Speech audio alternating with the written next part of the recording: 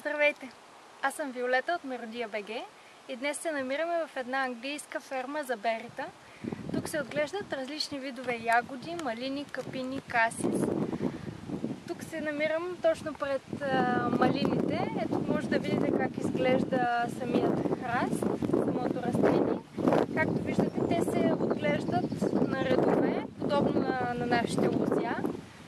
Това, което трябва да знаете за малината е колкото по-червена и наситен е цвета, това означава, че е озряла, толкова по-вкусна е тя. Недобре озрелите малини, зелените, те не могат да се откъснат.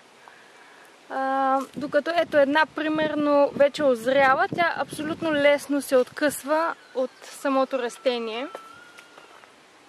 По принцип най-едрите малини се намират в долната част на растението, докато по-дребните са нагоре.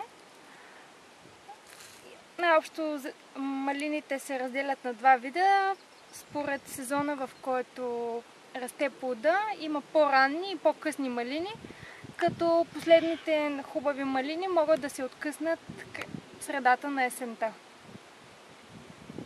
Малините определено са божествени. Ако искате да намерите идеи за рецепти за десерти с малини, посетете Меродия БГ.